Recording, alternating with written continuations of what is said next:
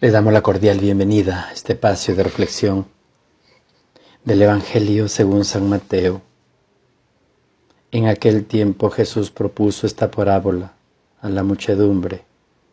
El reino de los cielos se parece a un hombre que sembró una semilla buena en el campo, pero mientras los hombres dormían, llegó el enemigo del dueño, sembró la cizaña entre el trigo y se marchó.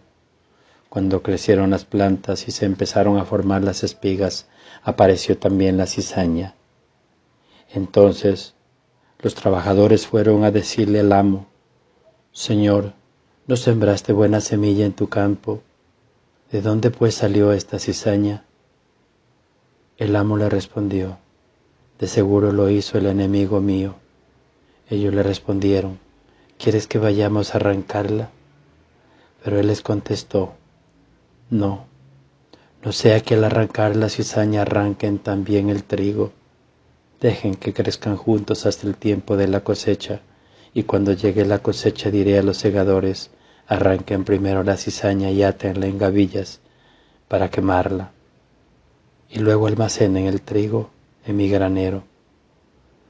Luego les puso esta otra parábola: el reino de los cielos es semejante a una semilla de mostaza que un hombre siembra en su huerto. Ciertamente es la más pequeña de todas las semillas, pero cuando crece llega a ser más grande que las hortalizas y se convierte en un arbusto, de manera que los pájaros vienen y hacen su nido en las ramas. Les dijo también esta otra parábola: el reino de los cielos se parece a un poco de levadura que tomó una mujer y la mezcló con 3 medidas de harina, y toda la masa acabó por fermentar. Jesús decía a la muchedumbre todas estas cosas con parábolas, y sin parábolas nada les decía, para que se cumpliera lo que dijo el profeta: abrí mi boca y les hablaré con parábolas, anunciaré lo que estaba oculto desde la creación del mundo. Luego despidió a la multitud y se fue a su casa. Entonces se le acercaron sus discípulos y le dijeron: explícanos la parábola de la cizaña sembrada en el campo. Jesús le contestó: el sembrador da la buena semilla y el Hijo es el hombre. El campo es el mundo. La buena semilla son los ciudadanos del reino. Las cizañas son los partidarios del enemigo. El enemigo que la siembra es el diablo. El tiempo de la cosecha es el fin del mundo y los segadores son los ángeles. Así como recogen la cizaña y la queman en el fuego, así sucederá al final del mundo. El Hijo del Hombre enviará a sus ángeles para que arranquen de su reino todos los que indujeron a otros al pecado y a todos los malvados, y los arrojen en el horno encendido. Allí será el llanto y la desesperación. Entonces los justos brillarán como el sol en el reino del Padre. El que tenga oídos, que oiga.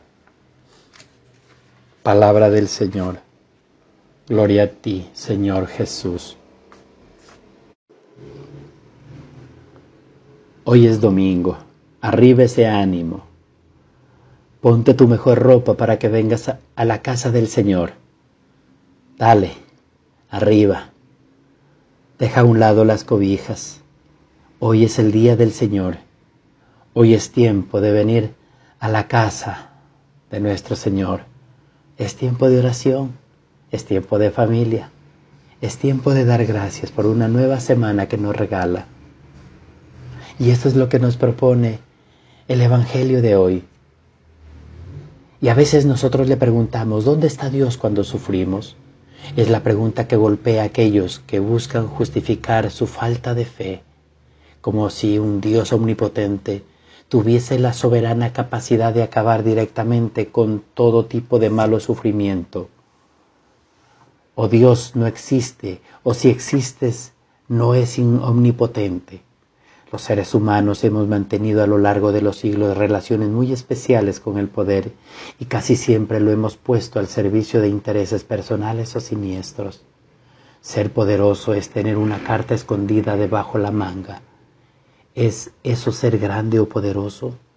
Sabemos de algunas repercusiones que esta omnipotencia ha generado en la historia. Hay un poder que nos cuesta aprender de Dios, su bondad, Su capacidad de amar hasta el extremo, de servir, entregarse, confiar, hacer el bien. No hay poder más omnipotente que este, que lo abaja y lo arrodilla. Desde aquella omnipotencia el mal es un instrumento entre otros tantos. En este poderío de la bondad el mal se acorrala y se limita. ¿Qué buscamos?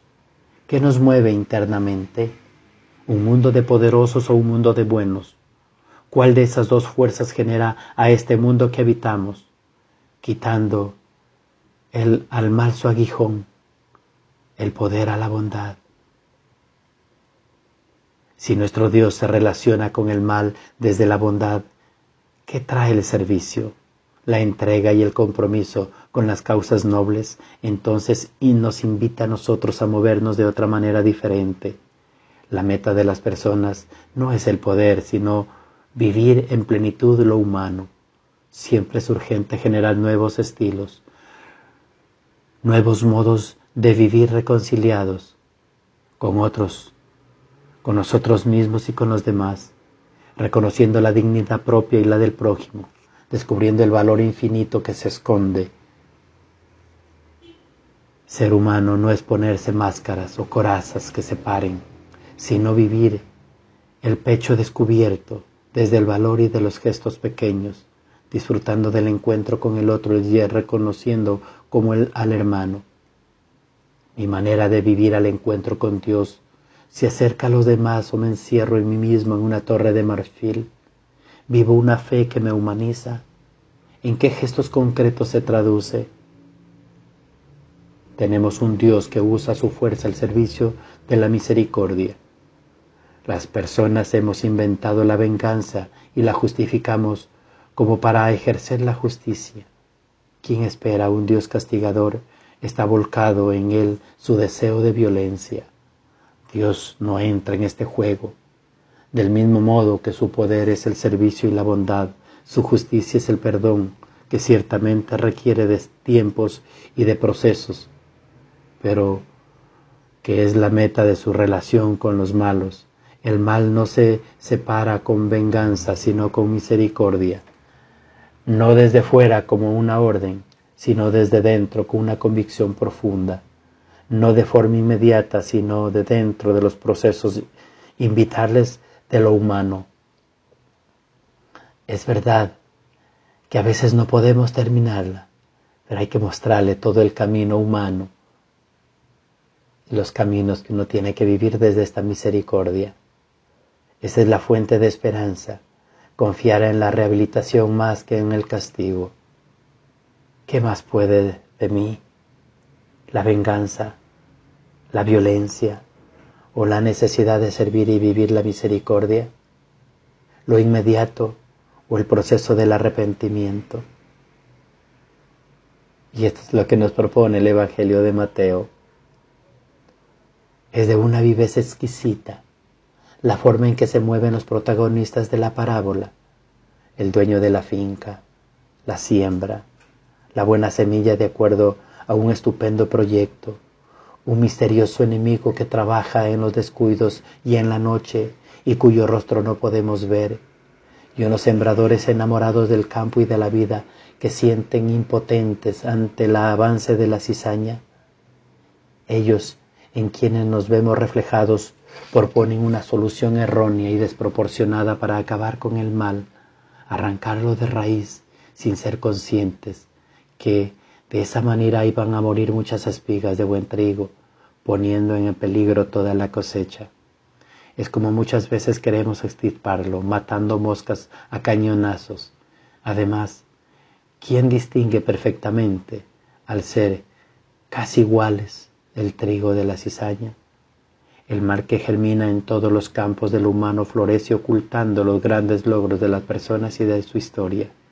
Hace mucho ruido, crece en la historia y crece en la noche y se da cuenta de su avance en todas las noticias y corrillos, pero no hace el dueño del campo, jamás lo va a hacer él.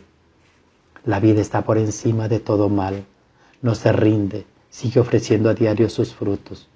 ¿Por qué no habría de vencer el trigo? y sus raíces fueran capaces de convertirla a la cizaña. La solución de Dios, el dueño del campo de la parábola, está en controlar los tiempos, creyendo en la fuerza del bien, su poder, no su omnipotencia, sino su confianza en los efectos de su ritmo que produce en las personas, cuando el remedio es peor que la enfermedad que intenta combatir. Se impone mirar con confianza evangélica la realidad, respetando los procesos de lo humano, los ritmos de lentos con la que Dios escribe en las personas, los momentos únicos en los que cada una de las personas aprendemos y cambiamos. ¿Me hago consciente de esos procesos en mi vida y en de los demás? ¿Soy de los que cuentan la historia desde los malos o desde los tiempos que bien necesitan para hacerse fuerte? El valor de lo pequeño, la semilla de mostaza y la levadura. El texto concluye con estas dos pequeñas parábolas que afianzan el valor de las cosas pequeñas. La comparación sorprende por el desfase entre lo pequeño comienzo, la pizca de levadura y la diminuta semilla, y el gigante resultado final. ¿Qué pasa en medio? Ahí hay procesos, los efectos de la vida, la paciencia, la dinámica propia del crecimiento. Cuando cogemos el bisturí e ignoramos los procesos, entonces nada funciona, nada tiene sentido. Si lo respetamos desde la confianza, entonces veremos sus frutos. La mostaza y la levadura son una llamada a la esperanza, a confiar en la fuerza pequeña y oculta que enreda y mueve lo humano y todos sus ritmos. El reino de Dios, dice Mateo a sus oyentes, de entonces y de ahora, trabajo en lo escondido, y tiene una fuerza invisible que no podemos imaginar, capaz de vencer al mal y a todas sus obras. Basta mirar con esperanza también esos tiempos de virus, crisis y de mal humor. Seremos capaces de confiar en que Dios conduce a la historia y sigue construyendo el reino. No podremos. Y tenemos que poner de nuestra parte o seremos de los que bloquean los proyectos de Dios.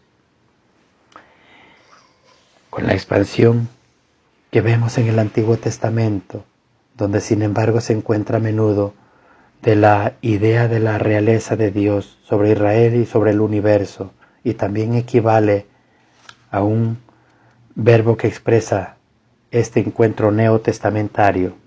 Dios reina, en efecto, en el reino de Dios, incluso como viene presentándolo en el Nuevo Testamento. Todo esto es sobre la acción de Dios que reina en situaciones nuevas que se resulta en este reinar. Dios ha sido siempre el Rey, pero el pecado de Israel y la humanidad entera se sustraen en su reinado y crean una situación contraria al proyecto originario. El reino de Dios se establece cuando todo esto nuevo es sometido a su dominio, es decir, cuando se acepta la soberanía de la humanidad y realiza su diseño. En la lógica de Dios, la realidad del reino y su crecimiento como viene descrito por Jesús nos pone de frente al misterio de Dios, cuyo pensamiento no confundamos la realeza con la fuerza, con la imposición, con el triunfalismo. Nos gustan las cosas hechas a lo grande. Consideremos que hemos realizado una empresa cuando viene aclamada y cuando ella se adhiere muchas personas. Estas, sin embargo, son tentaciones por las que también la comunidad cristiana se deja seducir y en vez de ponerse al servicio del reino, a menudo se encuentran en contraposiciones a él. Dios por su parte prefiere llevar adelante su proyecto con sus cosas pequeñas, pobres, insignificantes, y mientras nosotros tenemos siempre prisa por llevar a término cuanto antes los proyectos, en cambio Dios sabe esperar con mucha paciencia y longanimidad. Son tres parábolas que nos propone y nos llevan a pensar. La parábola del buen sembrador, la parábola del granito de mostaza y la parábola de la levadura. Cada una con su fuerza, cada una con su meditación y cada una con su profunda entrega en la que nos lleva a buscar ese reino de Dios tan oculto, pero tan a la vista de todos, que tan solo hay que alzar la mirada para poderlo descubrir. Gloria al Padre, al Hijo y al Espíritu Santo, como era en el principio, ahora y siempre, por los siglos de los siglos.